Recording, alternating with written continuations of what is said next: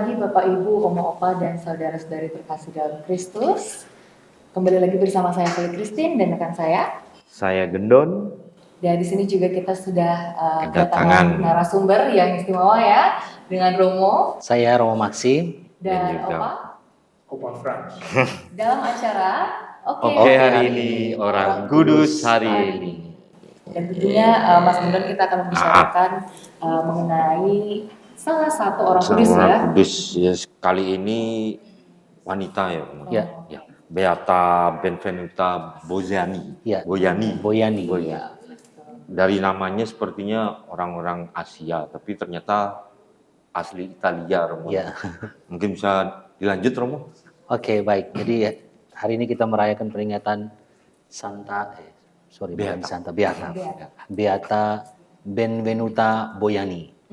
Dia berasal dari wilayah Italia, khususnya dari kota Cividad de Friuli, di mana hidup di abad ke-13. Benvenuta itu kalau dalam terjemahan bahasa Italia itu artinya selamat datang. Iya. Mungkin dalam peristiwa kelahirannya dia dianggap sebagai anak yang hadir dalam keluarga, makanya dikasih nama Benvenuta, itu artinya selamat datang. Benvenuta Boyani marga dari keluarganya. Dikisahkan dalam kisah hidupnya memang tidak banyak informasi tentang orang kudus ini. Hanya poin penting dari kehidupan dia adalah bahwa dia hidup di abad ke-13 dan menjalani hidup sebagai seorang awam tetapi masuk dalam ordo ketiga biara Dominikan. Ordo ketiga dalam sebuah kongregasi tertentu itu berarti bahwa seseorang mau mengabdikan dirinya untuk menjalani hidup panggilan, tetapi dia tidak masuk sebagai imam, biarawan atau biarawati. Tetapi dia menjalani kehidupan sebagai seorang beriman yang didedikasikan khusus dalam pelayanan iman. Hanya bedanya bahwa dia tidak melewatinya dengan hidup sebagai imam, kalau dia laki-laki, ataupun kalau dia wanita, dia tidak melewatinya dengan hidup sebagai seorang suster atau biarawati. Jadi dia masuk dalam itu istilahnya itu ordo ketiga.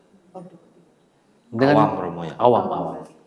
Dengan menjalani kehidupan sebagai seorang awam ordo ketiga, dia tetap mengikuti spiritualitas dari biara yang dia pilih. Dia ordo ketiga dari kongregasi Dominikan, sehingga dia menjalani spiritualitas biara Dominikan. Antara lain kalau biara Dominikan itu salah satu spiritualitas mereka adalah ordo pewarta, sehingga mereka biasa bertugas untuk mewartakan kabar sukacita, mewartakan tentang kerajaan Allah, mewartakan tentang kebaikan dan juga ajaran-ajaran kasih yang Yesus berikan. Tapi sambil mereka juga menunjukkan dengan perilaku, sehingga meskipun dia sebagai awam dengan menunjukkan diri sebagai seorang yang masuk dalam ordo ketiga, berarti dia tetap menjalankan semangat atau spiritualitas yang dimiliki oleh kongregasi Dominikan. Sehingga Benvenuta Boyani menjalani kehidupan ini sebagai seorang awam, tetapi dia menunjukkan keteladanan dan kesederhanaan sebagaimana kalau dia hidup sebagaimana hidup orang-orang yang menjalani panggilan religius dalam biara Dominikan pada waktu itu. Sehingga ada nilai kesederhanaan, ada nilai doa yang dia bawa. Sekalipun dengan hidup sebagai awam, dia menjalani kehidupannya sebagai awam, tetapi hal-hal yang dijalani oleh orang yang memiliki panggilan khusus sebagai biarawan atau biarawati, dia buat juga. Dia membangun kesalahan hidup, sekalipun dia tetap hidup sebagai seorang awam. Ini kisah hidup dari Beata Benvenuta Boyani. Hidup di abad ke-13, kita bisa bayangkan juga situasi waktu itu, abad 13, belum ada kemajuan seperti sekarang ini. Ada kehidupan iman yang juga dibawa pada waktu itu. Di tengah situasi kesulitan pada zaman itu adalah khususnya perang dan penyakit. Karena penyakit pada waktu itu belum seperti zaman sekarang yang sudah bisa cepat ada obatnya. Kita ingat kita baru 2 tahun belakangan ini 3 tahun belakang kita menangani pandemi. Dengan zaman yang sekarang ini aja kita butuh waktu 1 tahun 2 tahun baru bisa dapat obat vaksin yang bisa membantu kita untuk paling tidak keluar dari dari pandemi menjadi endemi. Kita bisa bayangkan situasi pada zaman abad ke-13. Oh, itu lama Romo ya. Itu pasti satu penyakit yang didapat banyak sekali. Kalau kita baca dalam kisah-kisah hidup santo-santo di abad-abad itu, bahkan abad-abad setelah itu 14, 15, sampai 16, sering sekali terjadi penyakit sampar atau penyakit pes itu. Itu penyakit yang bisa membuat atau membunuh begitu banyak orang. Karena obat belum ditemukan ataupun ada, tetapi dengan harga yang sangat mahal. Tidak bisa didapat oleh semua orang dengan harga yang terjangkau. Sehingga di tengah-tengah situasi seperti ini, orang-orang yang kemudian mendapat gelar sebagai beata, beato atau santo, santa adalah mereka yang memang punya kepedulian, punya perhatian terhadap situasi yang terjadi pada waktu itu. Ini juga yang dibuat atau dialami oleh beata yang kita peringati hari ini. Beata Benvenuta Boiani. Ini kira-kira kisah hidup yang boleh dialami atau dijalani oleh Beata Benvenuta.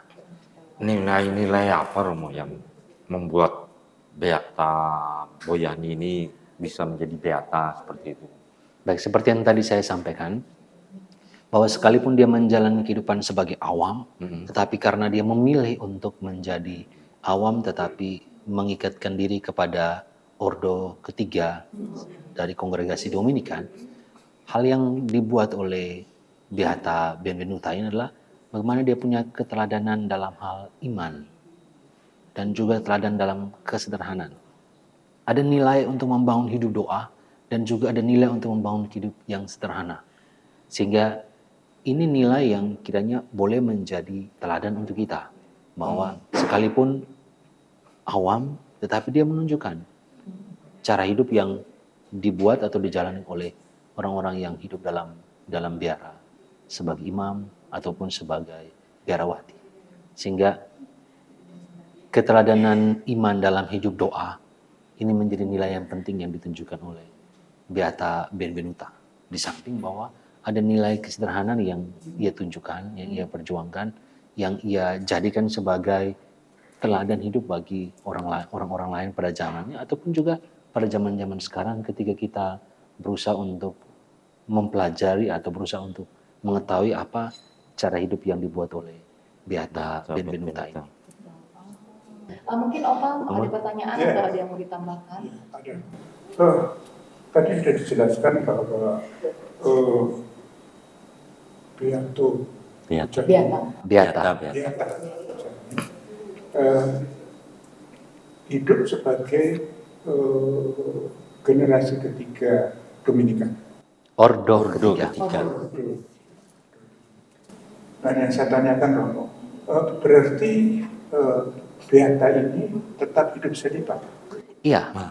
Iya benar. Lalu menurut saya kehidupan selibat itu di luar biara itu menjadi berat, lebih berat daripada mereka yang Hidup di biara.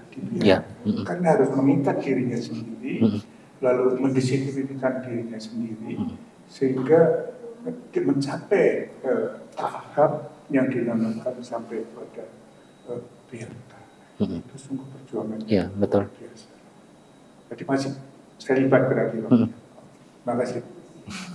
Karena ada orang yang menjalankan kehidupan sebagai ordo ketiga, dia menjalankan kehidupan, katakanlah biasanya itu orang-orang yang mungkin ada yang sudah pernah menikah, lalu mungkin suaminya meninggal, istrinya meninggal, lalu karena dia membaktikan diri, lalu dia memilih untuk menjadi bagian dari ordo ketiga. Nah, setelah itu ya memang dia memilih untuk tidak menikah, dia mengikat diri dalam kehidupan sebagaimana apa yang dibuat oleh para imam, biarawan-biarawati. Memang dari awalnya hidup selibat. Ada yang enggak, ada yang memang sudah menikah, memang ada yang sudah menikah lalu mungkin ada meninggal, pasangannya mungkin meninggal lalu dia pindah.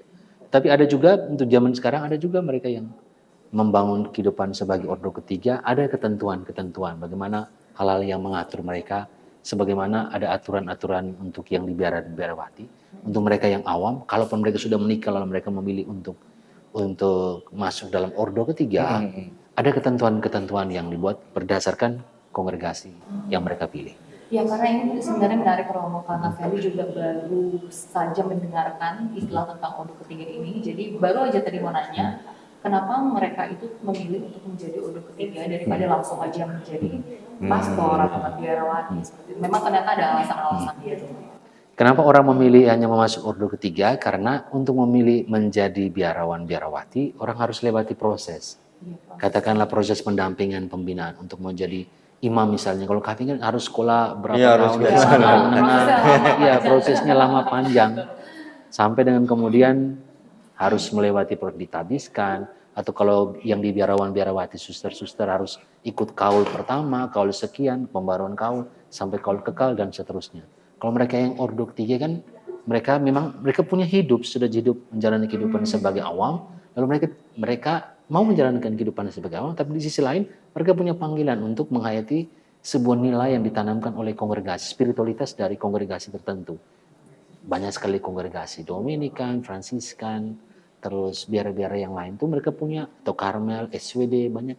Mereka punya anggota dalam Ordo Ketiga yang awam. Itu sebutan Ordo Ketiga, itu berarti sebutan untuk yang awam, yang mereka mau menghayati spiritualitas dari satu kongregasi, dan mereka masuk dalam kelompok Ordo Ketiga. Itu ada semacam ada upacara untuk pengukuhan bahwa seseorang dia masuk dalam Ordo Ketiga dengan ketentuan-ketentuan atau aturan-aturan yang harus dijalani sebagai, katakanlah dalam hidup doa. Kalau sekarang sih mungkin setiap biara punya aturan-aturan untuk Ordo Ketiganya bagaimana.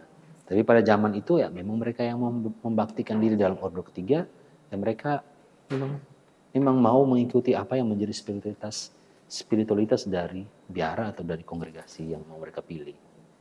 Berarti kan selibat sama dengan bruder bukan, Om? Apa beda? Selibat itu istilah untuk menemukan orang yang tidak menikah.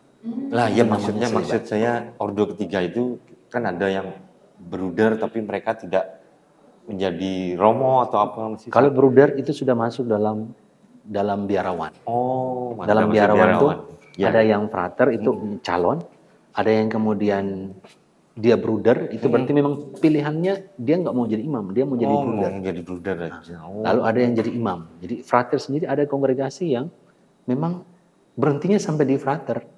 Dia nggak lanjut ke Imam jadi gitu. imam. Ada kongregasi yang juga. jadi kongregasinya frater. Baru Ada tahu juga saya. ada juga kongregasi yang bruder, memang khusus untuk Khusus bruder. bruder aja. Hanya kalau masuk kongregasi itu berarti memang hanya mau jadi bruder.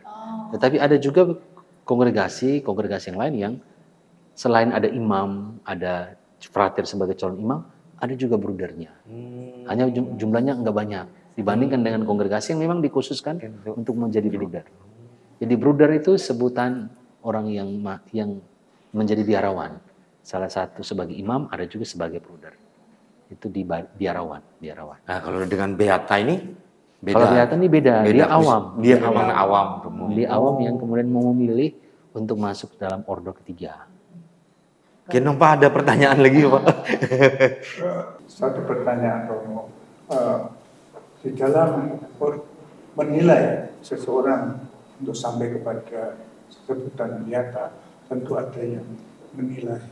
Nah, apakah ini mungkin ada tim yang khusus untuk membuat penilaian sehingga seseorang sampai kepada biata? Terima kasih. Baik, ini pertanyaan yang menarik. Proses tentang bagaimana orang menjadi biata atau kemudian menjadi santo atau santa. Yang pertama dari Ordo Ketiga, bagaimana mereka punya, kalau mau menilai bagaimana kehidupan mereka yang masuk dalam Ordo Ketiga, itu penilaiannya tergantung dari kongregasinya. Berarti mereka ketika mau masuk dalam Ordo Ketiga satu kongregasi atau biara tertentu, mereka mendapat ketentuan atau apa hal-hal yang harus mereka buat, apa yang tidak boleh mereka buat. Sehingga dengan itu yang menjadi penilai dari kongregasi itu sendiri untuk menilai atau untuk memberitahu kepada seseorang, kamu sudah masuk dalam Ordo Ketiga, sehingga apa yang harus kamu buat itu begini. Lalu yang kedua tentang bagaimana seseorang bisa disebut sebagai beato atau biata atau santo itu melewati proses di mana dalam kepausan mereka punya tim mereka punya tim yang dibentuk untuk menyelidiki tentang kesucian hidup orang-orang. Dan biasanya kesucian hidup orang-orang ini diselidiki setelah kematian. Setelah orang itu meninggal, baru diselidiki. Diselidiki ya dicari tahu orang-orang yang mengenal dia, menilai orang ini apa. Lalu dari penilaian itu, orang harus meminta minimal harus ada 2 kesaksian, 1 atau 2 kesaksian yang membawa mujizat ketika orang berdoa dengan bantuan seseorang yang sudah meninggal itu. Sehingga ketika tim yang dibentuk untuk menilai ini, mereka tahu bahwa proses hidup seseorang, katakanlah kita ambil contoh Beata Benvenuta Boyani ini, tentu ada kesaksian yang diberikan oleh orang lain tentang dia yang membawa mujizat.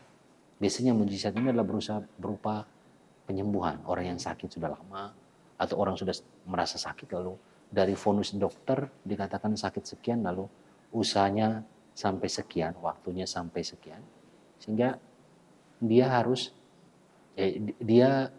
berdoa kepada orang kudus itu dan dia mendapat kesembuhan. Nah, ini dikumpulkan untuk kemudian menjadi alasan ketika itu diajukan kepada kepausan. Dasarnya ada bahwa ada mujizat yang sudah terjadi.